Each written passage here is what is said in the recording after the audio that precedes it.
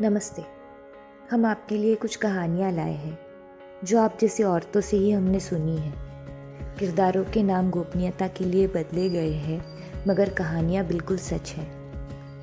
औरतें अपनी ज़िंदगी कैसे जी रही हैं और कैसे जीना चाहती है, सुनिए, सोचिए और अपने सहेलियों को भी ज़रूर सुनाइए। ये कहानियाँ अब तक लेके आए हैं गरिमा ट्रस्ट और कोरो इंडिया। पिछले हफ्ते हमारे यहाँ 12वीं पास हुई बच्चों के नाम एक छोटा सा पिकनिक रखा था। हमारे चिटफंड के ग्रुप की सारी औरतों की बच्चे पास हो गए। बेटियां तो लगभग सारी अच्छे नंबरों से पास हुई है और 2 बेटियां तो अपने स्कूल में टॉप तक करी है। सारे माँ बाप खुशी से फूले नहीं समा रहे थे। अब आगे क्या पढ़ना है, किस शहर जाना है, बच्चों ने सब सोच के रखा है। माएँ भी जोरदार तैयारी में लगी हुई है।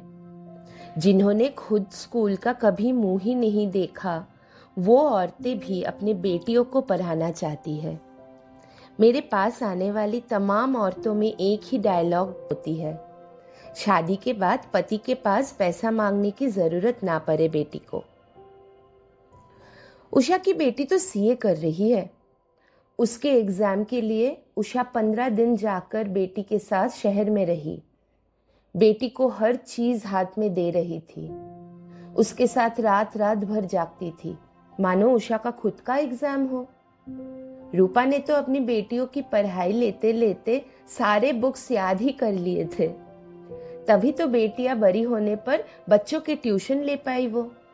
उसके पास आने वाली कितनी लड़कियों को तो वो मुफ्त में भी पढ़ाती है। कई औरतों ने अपनी लड़ाई का पूरा जोर बेटियों की आने वाली पीढ़ी के लिए शिक्षा और नौकरी के द्वार खोलने पर लगा दिया है। कई औरतें तो अपनी बहुओं को पढ़ा रही है, उन्हें नौकरी करने के लिए प्रोत्साहन दे रही है। चिटफंड में ज्यादातर औरतें बेटियों की पढ़ाई के लिए ही पैसा जोड़ रही है। मेरी बेटी सिविक इंजीनियर बनना चाहती है। देखना, उसकी पढ़ाई में कोई कसर नहीं छोड़ूंगी मैं। बेटियों की शादी तो हम सबको करानी है, लेकिन उन्हें पति की मेहरबानी पे नहीं जीने देंगे। अब ये एक कदम हम सबने मिलके लिया है। खुद चाहे मार खाती हो घर में, लेकिन बेटी को पढ़ाना है। बेटी को शादी के बाद नौकरी करनी है। मेरी माँ 2 दिन स्कूल गई थी। मैंने 12वीं तक पढ़ा। अब मेरी बेटी इंजीनियर बनेगी। उसकी बेटी क्या करेगी नहीं पता, लेकिन मेरी बेटी तो इंजीनियर बनेगी। मेरा जैसा छोटा मोटा काम नहीं करेगी कि पैसा कहाँ से आया, कहाँ गया, कुछ पता ही नहीं। वो तो ऑफिस में बैठकर काम करेगी, पैसा बैंक में आएगा। मेरे अनपढ़ माँ ने मुझे पढ़ना लिखना सिखाया। कहती थी बस का बोर्ड पढ़ते आना चाहिए, अपना पता पढ़ते आना चाहिए। जैसे मैं पढ़ने लिखने लगी, वैसे माँ मुझे लेके घूमने लगी। बड़ी बेटी थी ना मैं। रास्ते पे फलक पड़ती थी तो माँ को कितनी खुशी होती थी, बस दिखाती नहीं थी कभी मुझे।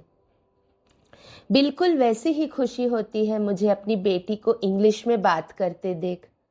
सब बोल रहे कि अंग्रेजी बहुत मुश्किल होता है, हिंदी स्कूल में डालो, लेकिन मैंने किसी की नहीं सुनी।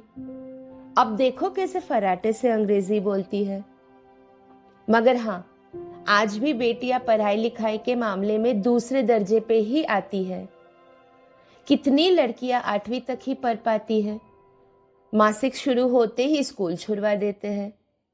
भाइयों के पढ़ाई के लिए बहनों को घर बिठा दिया जाता है। कितनी बच्चियां घर संभालने के चक्कर में पढ़ नहीं पाती, जैसे कि सारी मुसीबतें लड़कियों पर ही थोप दिए जाते हैं ना। पढ़ के क्या करेगी, घर ही तो संभालना है। और फिर जिंदगी भर दुनियादारी ना समझने के ताने सो अलग।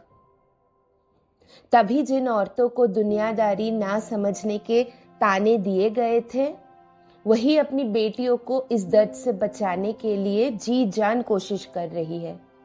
बेटियां पढ़े लिखे, वकील डॉक्टर बनकर वापस आए तो ऐसा लगता है कि हमारा सपना ही पूरा हो गया।